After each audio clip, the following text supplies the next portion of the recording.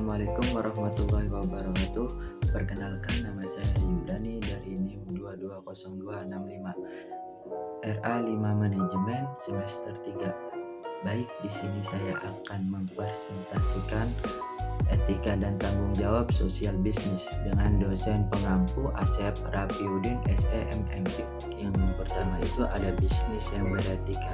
Jadi definisi etika bisnis itu merupakan cara untuk melakukan kegiatan bisnis yang mencakup seluruh aspek yang berkaitan dengan individu, perusahaan, dan juga masyarakat. Terus etika bisnis juga suatu perusahaan dapat membentuk nilai, norma yang perilaku karyawan, serta pimpinan dalam pembangunan hubungan yang adil dan sehat dengan pelanggan atau mitra kerja, pemegang saham, masyarakat. Kesemuanya ini mencakup bagaimana kita menjalankan bisnis serta adil sesuai dengan hukum yang berlaku dan tidak tergantung pada kedudukan individu ataupun perusahaan di masyarakat. Terus ada pentingnya berbisnis secara etis. Beberapa alasan mengapa etika bisnis penting, termasuk yang pertama itu ada reputasi dan kepercayaan. Terus yang kedua ada kepuasan pelanggan. Yang ketiga itu ada keberlanjutan jangka panjang. Yang keempat hubungan rekan bisnis yang baik. Yang kelima ada tanggung jawab sosial. Yang keenam kepuasan karyawan. Yang ketujuh kepatuhan hukum. Yang terakhir keuntungan jangka panjang. Terus ada juga keuntungan berbisnis secara etis, kepercayaan konsumen. Pertama itu kepercayaan konsumen. Yang kedua juga royalitas pelanggan. Yang ketiga diferensiasi dan bersaing. Yang keempat itu pemikiran jangka panjang. Terus yang kelima inovasi dan kreativitas. Terus ada kedudukan masyarakat. Yang terakhir dukungan dari investor. Terus juga ada prinsip dalam etika bisnis. Sony Krab 1998 menjelaskan bahwa prinsip etika bisnis adalah sebagai berikut. Ada prinsip otonomi, ada prinsip kejujuran, terus prinsip keadilan, prinsip saling menguntungkan, mutual benefit principle, dan yang terakhir ada prinsip integritas moral. Terus ada perusahaan dan pemangku kepentingan. Jadi definisi perusahaan dan pemangku kepentingan itu pemangku kepentingan, ada perusahaan dan pemangku kepentingan. Jadi ada definisi perusahaan dan pemangku kepentingan ialah seseorang atau kelompok atau organisasi yang mempunyai kepentingan atau kepentingan dalam pengambilan keputusan dan aktivitas suatu bisnis, organisasi atau proyek. Pemangku kepentingan dapat menjadi anggota organisasi tempat mereka memiliki kepentingan atau mereka tidak dapat memiliki aliansi resmi. Pemangku kepentingan dapat memiliki pengaruh langsung atau tidak langsung terhadap kegiatan atau proyek suatu organisasi. Terus dukungan mereka seringkali berlaku atau diperlukan untuk kesuksesan bisnis dan proyek. Terus ada jenis-jenis pemangku kepentingan. Jenis pemangku kepentingan yang saling umum ialah ada investor, ada kreditor, ada pemasok, dan yang terakhir ada masyarakat. Terus ada globalisasi dan etika bisnis. Jadi pengertian dan proses globalisasi itu, jadi pengertiannya globalisasi menurut Lawrence C. Rothenberg, globalisasi itu sebuah percepatan dan intensifikasi dalam interaksi dan merupakan sebuah perpaduan antara perusahaan, pemerintah, dan orang-orang dari negara yang berbeda. Menurut Selo Soemarjan, globalisasi adalah suatu proses terbentuknya sistem komunikasi dan organisasi antar masyarakat di seluruh dunia. Terus kata James Patres menjelaskan bahwa proses globalisasi terjadi pada 3 tahap, yaitu Ada fase pertama, globalisasi telah dimulai sejak abad ke-15, sekitar itu tahun 1000 sampai 1500 sebelum Masehi. Seiring dengan pertumbuhan kapitalisme dan ekspansi di luar negeri. Fase kedua, globalisasi itu yang dibangun pada era imperial trade atau perdagangan antara kaum penjajah.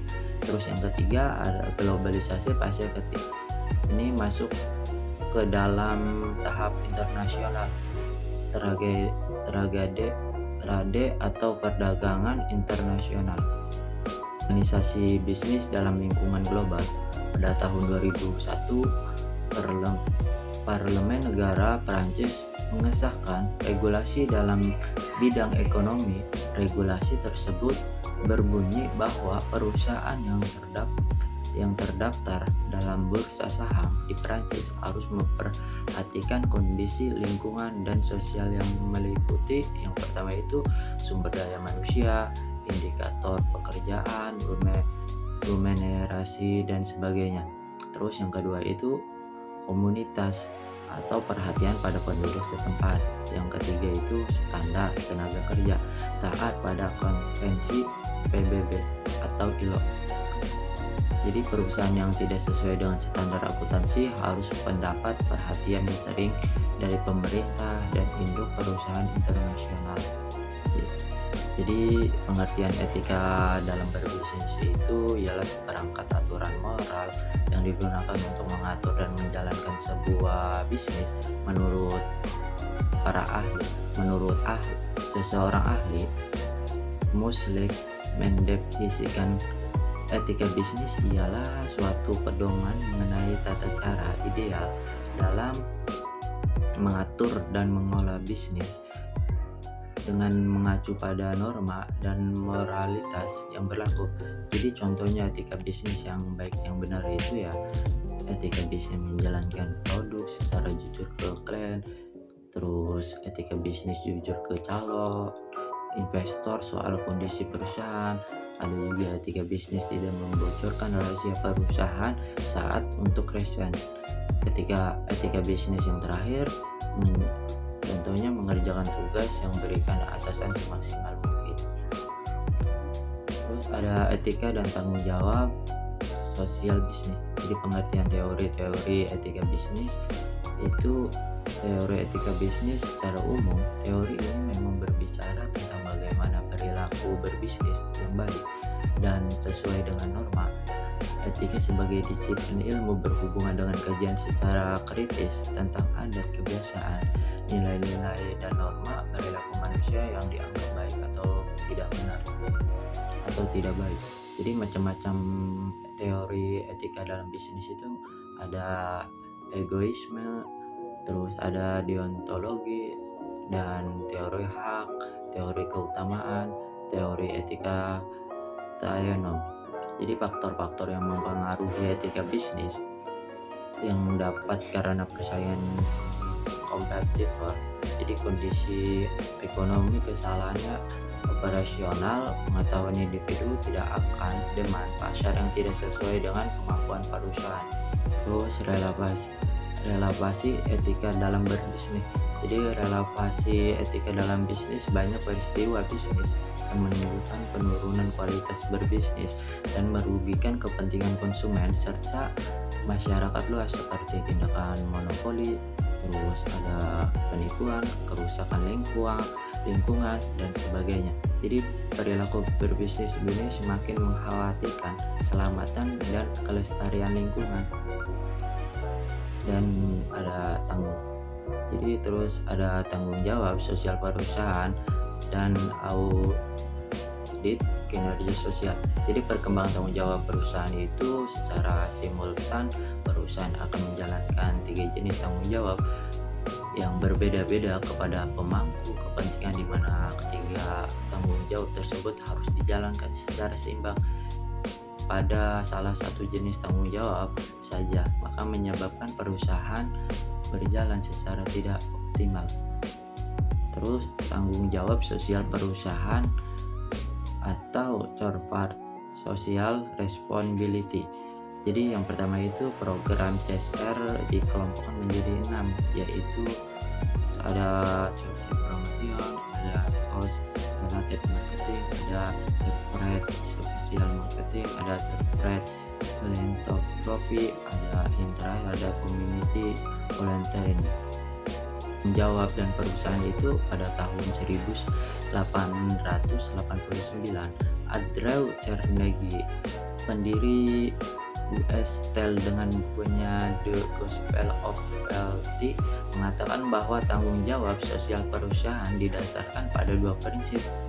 Jadi yaitu prinsip awal amal dan prinsip pengaruh harta orang lain. Jadi audit kinerja tanggung jawab sosial itu bertanggung jawab sosial merupakan suatu proses di mana organisasi dapat menentukan kewajaran kinerja sosial mereka, melaporkan dan mengembangkan kinerja. Audit bertanggung jawab sosial diharapkan dapat dipergunakan untuk menilai dampak sosial dan kegiatan perusahaan, mengukur efektivitas program perusahaan yang bersifat sosial, dan melaporkan sampai beberapa jauh perusahaan memenuhi tanggung jawab sosialnya.